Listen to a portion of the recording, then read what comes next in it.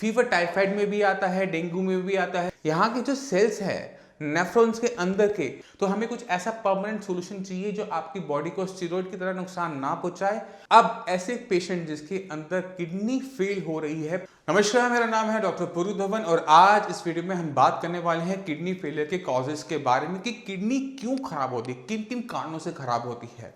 क्योंकि kidney fail जो term होती है वो बहुत बड़ी होती है। जैसे फीवर है, फीवर टाइफाइड में भी आता है, डेंगू में भी आता है, मलेरिया में भी आता है, मगर सबका इलाज अलग अलग होता है। इसी तरह से किडनी फेल एक बहुत बड़ी टर्म है, इसके अंदर कारण अलग अलग होते हैं, तो उसे समझने की कोशिश करेंगे क्योंकि इन सब में ट्रीटमेंट अलग अलग होता है। किडनी फेल होने के जो 40% केसेस होते हैं वो इसलिए होते हैं क्योंकि उनका ब्लड प्रेशर बढ़ा रहता है। जब हमारा ब्लड प्रेशर बढ़ता है तो वो जो ब्लड होता है प्रेशर के साथ किडनी के अंदर एंटर करता है। तो मान लो ये किडनी है, किडनी की वो मेम्ब्रेन है जहां पर वो जाकर टक्कर करता है। अब सोचो कि हर बार जब आपका हार्ट बीट करता है वो कंटिन्यूसली एक ही जगह पर जाकर प्रेशर से टक्कर करता है।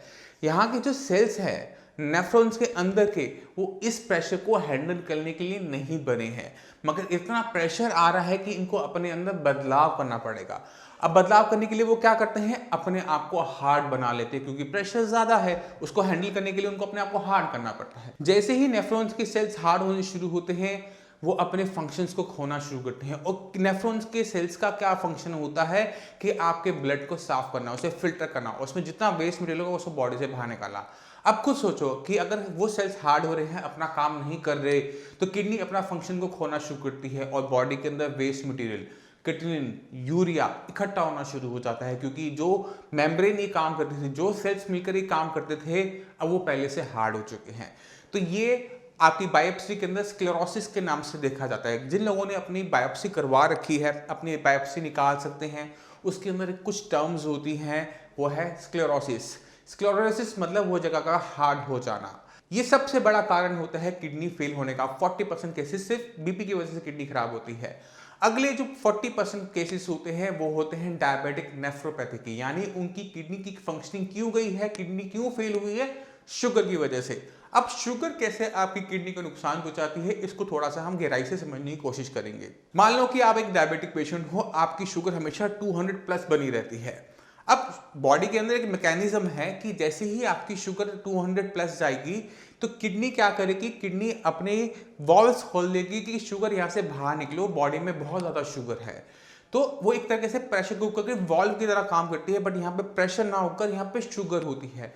अब ये काम उसे अगर रोज रोज करना पड़ता है और ऐसे इन्वायरमेंट के अंदर जहाँ पर शुगर की वैल्यू ज़्यादा है, क्योंकि शुगर जब बॉडी में ज़्यादा है तो आपकी बॉडी के हर एक सेल, ये नहीं सिर्फ किडनी के, पूरी बॉडी के सेल्स, आपके आईज के, आपके लंग्स के, आपके हार्ट के सेल्स को नुकसान पहुंचा रही होती है, उनको वीक बना रही होती है। तो ब्लड जो किडनी को मिल रहा है वो हाई इन शुगर है और उसको उस कंडीशन के अंदर ज्यादा काम करना पड़ रहा है, जिसकी वजह से क्या होता है, किडनी अपने फंक्शंस को खोना शुरू कर देती है। 4 में से 1 डायबिटिक पेशेंट की किडनी खराब इसी वजह से होती है कि उनके शुगर लेवल ज्यादा बने रहते हैं। तो अगर एक ऐसा पेशेंट जिसकी किडनी डायबिटीज की वजह से खराब हो रही है, शुगर की वजह से खराब हो रही है और ट्रीटमेंट वो किडनी फेलियर का ले रहा है और उसकी शुगर वैल्यू ज्यादा बनी हुई है, खुद सोच के देखो क्या उस पेशेंट के किडनी ठीक हो पाएगी? क्या उस पेशेंट की किडनी जो खराब हो रही है कॉन्टिन्यूसली, जो लेवल्स की क्रिएटिनिन के बढ़ते चले जा रहे हैं, क्या वो रुक पाएंगे? तो बहुत ज्यादा जरूरी होता है उस बीमारी को सबसे पहले पकड़ना जिसकी वजह से किडनी खराब हो रही है। अगर आपके केस के अंदर किडनी फेल बीपी की वजह से खराब हो रही है तो सबसे पहला आपका फर्ज यही बनता है, डॉक्टर का भी फर्ज बनता है कि सबसे पहले उस बीपी को कंट्रोल करें। अगर आपकी किडनी डायबिटीज की वजह से खराब हो रही है तो आपका और डॉक्टर का फर्ज बनता है कि सबसे पहले शुगर को कंट्रोल में लेकर है, चाहे उसके लिए हमें अपनी मेडिसिन को बढ़ाना पड़े, चाहे शुगर को कंट्रोल करने के लिए हमें इंसुलिन को लेना पड़े, चाहे हमें बीपी को कंट्रोल करने के लिए नमक को बंद करना पड़े, कोई फर्क नहीं पड़ता। अगर एक किडनी फेलियर का पेशेंट चाहता है कि किडनी उसकी सही सलामत रहे, जो काम कर रही है वो करती रहे, लेवल उसके ना बढ़े, तो उसको इन छोटी छोटी बारीकियों को गहराई से समझना बहुत जरूरी है। अब चलते हैं उन बाकी बचे 20% केसेस के अंदर। अगले जो 10% केसेस होते हैं वो आते हैं आईजी नेफ्रोपैथी वाले। आईजी नेफ्रोपैथी क्यों हुई, किस वजह से हुई, ये कहना बड़ा मुश्किल होता है। कभी कभार हमें उसे जेनेटिक रीजन मिलते हैं और मैक्सिमम टाइम हमें ये नहीं देखने को मिलता कि उनकी फैमिली में किसी और को भी आईजी नेफ्रोपैथी की दिक्कत थी। अब आईजी नेफ्रोपैथी के अंदर क्या होता है, आईजीए इम्यूनोग्लोबिन होता है, ये हमारी बॉडी का हिस्सा है, ये हमारी इम्यूनिटी हमें देता है, हमें इन्फेक्शन से बचाता है। मगर अगर यही आईजीए इम्यूनोग्लोबिन आपकी नेफ्रॉन्स पे जाके डिपॉजिट होना शुरू हो जाते हैं, तो मान लो कि ये नेफ्रॉन्स है, इस पे जाके डिपॉजिट होने शुरू हो गए, तो क्या होगा कि यहाँ पर एक इम्यून रिएक्शन स्टार्ट हो जाता है। ये जो मेम्ब्रेन है, ये जो नेफ्रॉन है, ये इन्फ्लेम्ड होता है, सूजन आ जाती है इसके ऊपर। अब आप खुद सोच के देखो, आपकी बॉडी में कहीं पर सूजन आती है तो वो हिस्सा काम कर पाता है? कभी अगर आपका फ्रैक्चर हुआ होगा, कभी आप गिरे होंगे, तो आपके हाथ पैर पे कभी ना कहीं सूजन जरूर आई होगी। क्या उस टाइम में आपका हाथ चल पाता था? नहीं चल पाता था ना, क्योंकि बस वहां पे स्वेलिंग थी। वही सेम चीज आपकी बॉडी के अंदर हो रही है कि आईजीए इम्यूनोग्लोबिन आपकी नेफ्रॉन्स की मेम्ब्रेन पर जाके डिपॉजिट हो रहे हैं, जिसकी वजह से वहां पे इन्फ्लेमेशन आ रही है, जिसकी वजह से ये मेम्ब्रेन ने काम करना कर दिया है बंद, या फिर काम करना कर दिया है कम। अगर ये स्वेलिंग यहाँ पे लंबे टाइम तक बनी रहेगी तो क्या होगा कि यहाँ के टिश्यू फिर से हार्ड हो जाएंगे, क्योंकि उनको अपने इन्वायरमेंट के हिसाब से बदलना पड़ेगा। और जैसे ही वो हार्ड होंगे, वहां पे स्क्लेरोसिस आना शुरू हो जाएगा और फंक्शनिंग चली गई। तो हमने क्या करना है, हमने इस आईजीए इम्यूनोग्लोबिन की वजह से जो रिएक्शन हो रहा है उस पर काम करना पड़ेगा, क्योंकि आईजीए जो इम्यूनोग्लोबिन है उसको बॉडी से बाहर नहीं निकाला जा सकता। इसको कमजोर करने के लिए, इसके इफेक्ट को कमजोर करने के लिए ही आईजीए नेफ्रोपैथी के जो पेशेंट्स होते हैं उनके अंदर स्टेरॉइड्स का यूज किया जाता है, क्योंकि स्टेरॉइड जो होते हैं वो एंटी इंफ्लेमेटरी होती हैं। मगर जो स्टेरॉइड्स हैं, आप खुद सोचो, देखो ये बीमारी जिंदगी भर चलने वाली बीमारी है, इससे आप नहीं निकल सकते जिंदगी भर। मगर अगर जो आप स्टेरॉइड ले रहे हो, क्या आप उसे जिंदगी भर खा सकते हो? जो पेशेंट आईजी नेफ्रोपैथी के हैं और स्टेरॉइड लंबे टाइम से खा रहे हैं, तो अपनी बॉडी को अगर उस टाइम में देखें जब वो स्टेरॉइड्स को हैवी डोज में ले रहे थे, उनकी बॉडी में क्या क्या चेंजेस आने शुरू हुए। उनकी शुगर होनी शुरू हो सकती है, उनकी बॉडी में एक्यूमुलेशन ऑफ वाटर होना शुरू हो जाता है, पानी भरना शुरू हो जाता है, फेस स्वेलिंग होनी शुरू हो जाती है, और आपको हार्ट की कंडीशन वीक होनी शुरू हो जाती है। तो ये जो स्टेरॉइड्स हैं हम लंबे टाइम तक नहीं खा सकते, मगर बीमारी लाइफ टाइम रहने वाली है। तो हमें ऐसा कुछ चाहिए जो लाइफ टाइम हमारे साथ काम करे, हमारी इम्यूनिटी को कंट्रोल में रखे। इसी वजह से साइंस इंजीनियरिंग में जो हम चीज़ यूज़ करते हैं वो स्टेरॉइड्स नहीं है, वहाँ पर यूज़ किया जाता है इम्यूनोमॉड्यूलेटर। इम्यूनोमॉड्यूलेटर वो टाइप के ड्रग्स होते हैं जो आपकी इम्यूनिटी को सही लेवल पर लेकर आते हैं। अगर आपकी इम्यूनिटी ज़्यादा है तो कम लेकर आएंगे, अगर वो कम है तो उसे ज़्यादा लेके जाएंगे, मतलब यानी उसको एक बेस लाइन पर लेकर आएंगे। इसी वजह से अब इसकी हेल्प से क्या होता है कि जो इन्फ्लेमेशन आ रही थी नेफ्रॉन के, वो जानी शुरू कर देती है। प्रोटीन लॉस जो हो रहा था आईजीए नेफ्रोपैथी में वो बंद हो जाता है, क्योंकि किडनी के अंदर जो स्वेलिंग थी वो जानी शुरू हो जाती है। हमने एक बार आपका प्रोटीन लॉस बंद हो जाता है, उसके बाद सिर्फ मेंटेनेंस करनी होती है। हमने इम्यूनोमॉड्यूलेटर देते रहना होता है, जिससे आपकी कंडीशन स्टेबल बनी रहती है। ये बेसिक्स है जिसे समझना एक आईजीए नेफ्रोपैथी के पेशेंट के लिए बहुत ज़्यादा ज़रूरी हो जाता है। अब चलते हैं एक और बीमारी जिसको कहते हैं nephrotic syndrome. Nephrotic syndrome IgA nephropathy जैसी ही बीमारी है, इसके अंदर हैवी प्रोटीन लॉस देखने को मिलता है। क्रिएटिनिन के लेवल बहुत बाद में बढ़ना शुरू होते हैं, यूरिया के लेवल बहुत बाद में बढ़ने शुरू होते हैं। इसके अंदर प्रोटीन लॉस जो होता है वो 4+ तक हो रहा होता है, यानी 300 मिलीग्राम पर डेसीलीटर यूरिन के थ्रू वो बॉडी से बाहर जा रहा होता है। बॉडी वीक होना शुरू हो जाती है।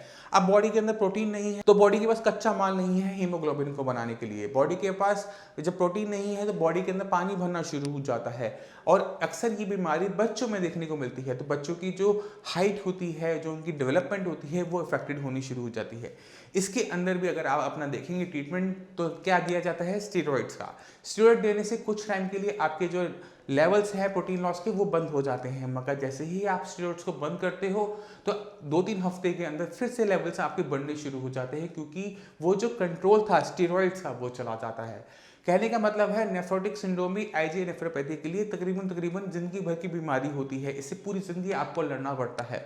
तो हमें कुछ ऐसा परमानेंट सोल्यूशन चाहिए जो आपकी बॉडी को स्टेरॉइड की तरह नुकसान ना पहुंचाए और आपकी बॉडी के अंदर लाइफ टाइम काम करता रहे बिना किसी दिक्कत के, आपके प्रोटीन लॉस को कंट्रोल में रखे। इसलिए साइंस इंजीनियरिंग में जो हम यहाँ पर ड्रग यूज करते हैं उसको हम एंटी इन्फ्लेमेटरी ड्रग्स यूज करते हैं, जो वहाँ पर नेफ्रॉन्स के अंदर जो इन्फ्लेमेशन आ रही है उसे कंट्रोल करे, वहाँ पर के जो सेल्स हैं उनके रिपेयर अप करे, जिससे जो किडनी की फंक्शनिंग है वो ठीक ठाक बनी रहे और पेशेंट को किसी भी टाइप का नुकसान, प्रोटीन लॉस ना हो और पेशेंट की condition day by day better हो, खराब ना हो। ये बहुत इंपॉर्टेंट चीज़ें हैं जिसे समझना। एक नेफ्रोटिक सिंड्रोम के पेरेंट्स के लिए, जिसका बच्चा नेफ्रोटिक सिंड्रोम से जा रहा है, उसके पेरेंट्स के लिए बहुत ज़्यादा ज़रूरी हो जाता है। अब चलते हैं सबसे लास्ट कॉज के ऊपर जो किडनी फेलियर के अंदर देखने को मिलता है। ये प्योरली जेनेटिक डिसऑर्डर होती है। इस बीमारी को कहते हैं पॉलीसिस्टिक किडनी। पॉलीसिस्टिक किडनी के ऊपर सिस्ट बननी शुरू हो जाती है। जैसे हमारे जीन्स के अंदर हमारे नोज का क्या साइज होगा, क्या शेप होगी, पहले से निर्धारित होता है। उसी तरह से इन पेशेंट्स के अंदर किडनी के ऊपर सिस्ट बनेगी, पहले से निर्धारित होता है। कब बनेगा कब नहीं बनेगा वो अलग बात। ये अगर एक बार स्टार्ट होती है तो क्या होता है, किडनी के ऊपर सिस्ट बननी शुरू होती है। जब किडनी के ऊपर सिस्ट बननी शुरू होती है तो आप खुद हिसाब लगा सकते हो कि किडनी के ऊपर जब सिस्ट बनेगी तो एक सिस्ट बनी जो ऊपर की तरफ बढ़ रही है, उतना ही वो प्रेशर वो नीचे की तरफ लगाती है। और किडनी के जो नेफ्रॉन्स होते हैं वो किडनी के बॉर्डर साइड पर होते हैं और उसके ऊपर सिस्ट बनी तो नीचे की तरफ प्रेशर पड़ता है, जिसकी वजह से नेफ्रॉन्स के ऊपर इन्फ्लेमेशन, सूजन आनी शुरू कर देती है। आपकी यूरिन के अंदर प्रोटीन लॉस होना स्टार्ट हो जाता है और जैसे जैसे ये सूजन वहाँ पर लंबे टाइम तक बनी रहती है, वैसे वैसे किडनी अपने फंक्शंस को खोना शुरू कर देती है, क्योंकि सेल्स वहाँ के बदलना शुरू कर देते हैं। अब ऐसे पेशेंट जिसके अंदर किडनी फेल हो रही है पॉलीसिस्टिक किडनी की वजह से, अगर उसके ट्रीटमेंट के अंदर हम सिस्ट का ट्रीटमेंट नहीं करेंगे तो उस पेशेंट को एक पैसे का भी आराम नहीं मिलेगा। क्रिएटिनिन लेवल जरूर डाउन हो सकता है मगर वो फिर दोबारा से बढ़ेगा। तो अगर हमें परमानेंट सॉल्यूशन चाहिए कि हमारे जो लेवल्स हैं वो मेंटेन रहें, आगे ना बढ़े, तो हमें सबसे पहले उस सिस्ट का काम करना है कि अगर हम उसे खत्म नहीं कर सकते तो उसका साइज और ना बढ़े। जो लेवल आपके हैं 3-4 का आपका लेवल हो सकता है क्रिएटिनिन का, वो वहाँ पर स्टेबल हो जाए, वो आगे ना बढ़े। क्योंकि जितने भी किडनी फेलियर की दिक्कतें होती हैं, प्रॉब्लम होती हैं, वो प्रोग्रेसिव डिसऑर्डर्स होती हैं। एक बार शुरू होने के बाद उसका एंड किडनी फेलियर कंप्लीट पर होता ही होता है, डायलिसिस की तरफ आपको लेके जाता ही जाता है। तो अगर हमने इसे बीच में कहीं ब्रेक करना है तो जो बीमारी की जड़ है उस पर सबसे पहले काम करना है कि कम से कम जो नुकसान हो गया है वो नुकसान आगे एक्सटेंड ना हो। तो जितने भी किडनी फेलियर के पेशेंट हैं, मैं चाहता हूं कि अपनी बीमारी को जज करें कि उनको बीमारी किस टाइप की है, क्या बीमारी है। अगर आपकी बीमारी आपको पता नहीं लगी है कि किस वजह से हुई है तो ज़रूरत है आपको साइंस संजीवनी की। आप साइंस संजीवनी में आइए, मुझसे मिलिए, हम मिलकर उस बीमारी को सही तरीके से कंट्रोल करेंगे। मैं उम्मीद करता हूँ इस वीडियो से आप किडनी फेलियर की कॉजेज को बहुत अच्छी तरीके से गंभीरता से समझ गए होंगे। फिर भी आपके माइंड में कोई भी डाउट हो, कुछ भी पूछना चाहते हो तो नीचे दिए हुए नंबर पर कॉल करके साइंस संजीवनी के डॉक्टर से आप फ्री ऑफ कॉस्ट कंसल्टेशन ले सकते हैं। आप अपॉइंटमेंट लेके मुझसे भी आकर मिल सकते हैं। अब इसी के साथ आपसे वीडियो में चलने की आगे चाहूँगा। मिलते हैं अगली वीडियो में, तब तक के लिए धन्यवाद।